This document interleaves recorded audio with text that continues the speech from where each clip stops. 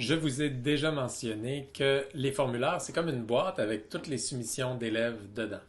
Alors là, je suis rendu moi à 15 réponses dans mon formulaire. Eh bien, ces 15 réponses-là sont là. J'aurais pu envoyer le formulaire à plusieurs classes. Eh bien, toutes mes classes vont répondre. Toutes les réponses vont se retrouver à la même place dans mon formulaire, dans la section réponses.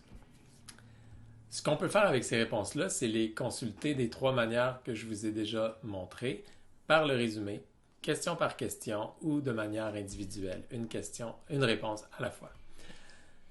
Un des moyens très pratiques à utiliser quand on garde notre formulaire à long terme, quand on veut utiliser notre formulaire là, au fil du temps ou le réutiliser ou le remettre à zéro, mais sans perdre les réponses qu'on a déjà eues des élèves, le moyen, c'est de créer ici une feuille de calcul.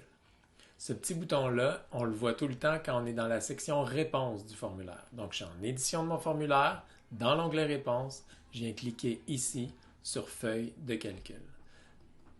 C'est une petite fenêtre qui apparaît.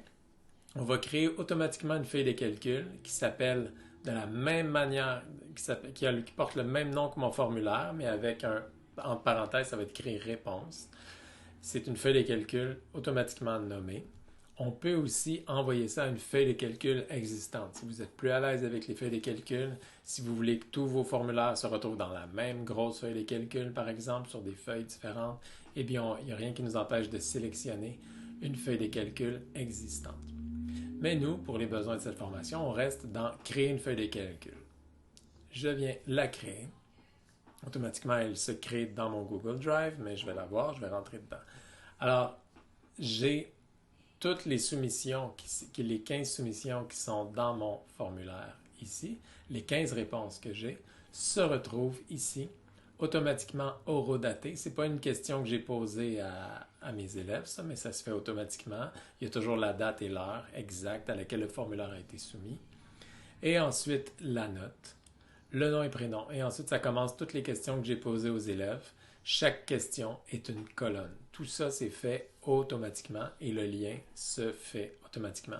À mesure que les élèves répondent, ils pourraient être en train de répondre en ce moment, eh bien, je recevrai une ligne après l'autre. Chaque ligne est une soumission d'élèves et ça continue comme ça. Une fois que le lien est créé, le lien peut rester toujours. On peut réutiliser le formulaire au fil des années.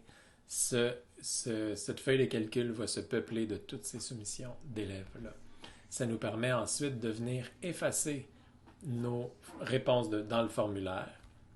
Si on les efface dans le formulaire et que la feuille est déjà créée, il faut la créer, la feuille avant.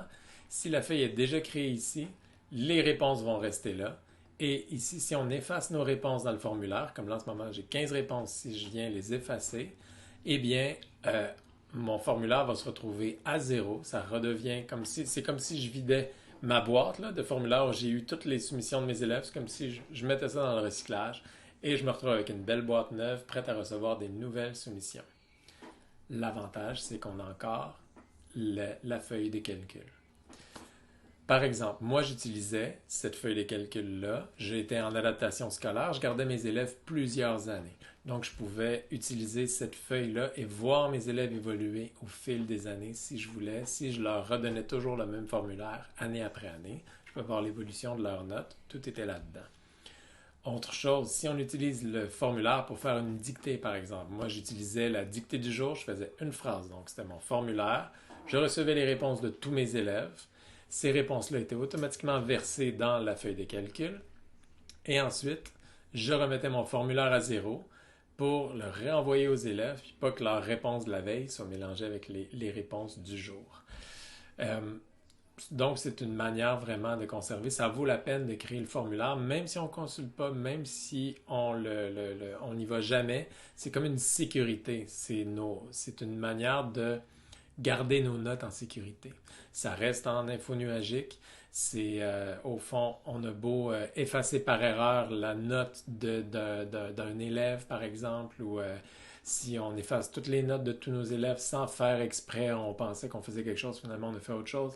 C'est pas grave, toutes les notes se retrouvent sauvegardées là. C'est une sécurité de plus. Donc, sécuritaire et aussi utilitaire. Ça peut être utilisé pour plein de choses. Plus on devient à l'aise avec les feuilles de calcul, plus on peut s'amuser et voir ce qu'on peut faire avec ça, ça devient des données qu'on peut utiliser de nos élèves.